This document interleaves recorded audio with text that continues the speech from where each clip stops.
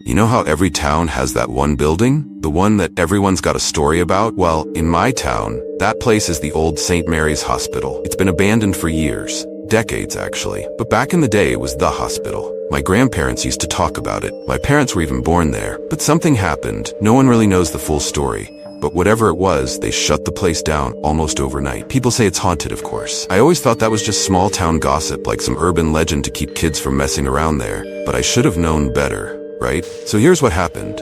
A couple of years ago, my friends and I were on this dumb kick of exploring abandoned places. You know, sneaking in late at night, daring each other to go deeper into whatever creepy building we found, that kind of thing.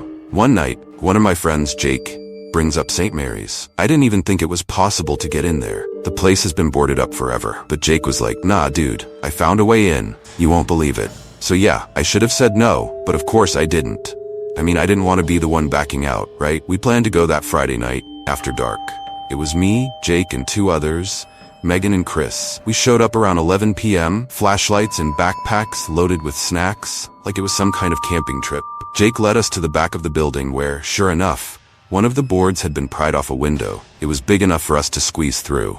The second I stepped inside, the air felt wrong. It's hard to describe, but it was like the air was heavier, colder, even though it was summer. There was this faint smell too, like old stale disinfectant mixed with something metallic. You know the smell I mean, right? The one that hits you in hospitals.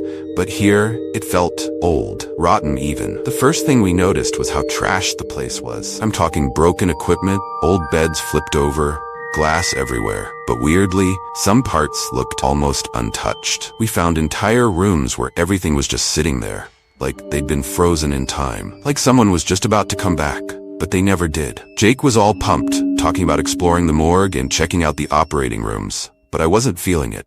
Megan was with me on this one. Something was seriously off. We started wandering through the halls, trying to find the old patient rooms. We figured they'd be the creepiest part, and of course, we were right. The deeper we went into the hospital, the more I noticed how quiet it was. Like, too quiet. I mean, the building should have been creaking or something, but it was just silent. We finally reached a long hallway, lined with patient rooms. The doors were all closed, and the numbers on the walls were faded. We opened the first one on the left, and inside was this perfectly preserved hospital bed, like sheets still on it, a pillow propped up, as if someone had just left. There was an old IV stand next to it, and the whole place smelled like dust. Megan freaked out a little when she noticed that there was an indent in the pillow, like someone's head had just been resting there. That's when things started getting really weird. We heard it. Footsteps. Slow, shuffling footsteps. At first, I thought it was Chris or Jake messing with us. They loved pulling that kind of stuff. But when I turned around, they were both standing right behind us, just as freaked out. We all froze, listening. The footsteps were getting louder, closer. Chris, being the idiot he is, called out, "Hello? Is someone there?" The footsteps stopped. For a few seconds, everything was dead quiet again. And then, from one of the rooms further down the hall, we heard this noise. It was like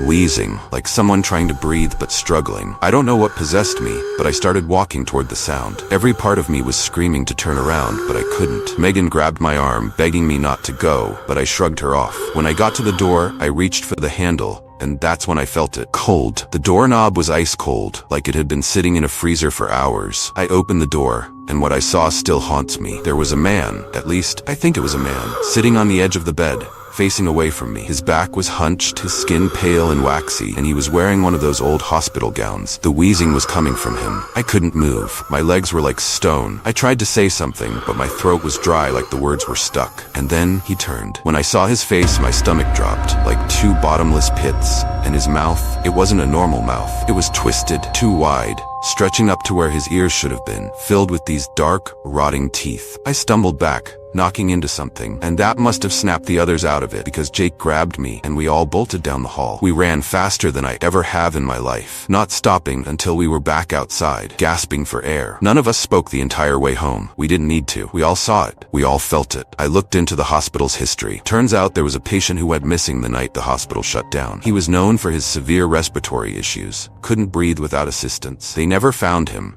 and then the records say the last place he was seen was, you guessed it, in that very wing we were exploring. I haven't been back since. None of us have. And honestly, I don't think I ever will. Because whatever we saw that night, it wasn't just some leftover echo of the past. It was still there, waiting. So, yeah, if you ever get the idea to explore an abandoned hospital, just don't. Trust me, some places are better left forgotten.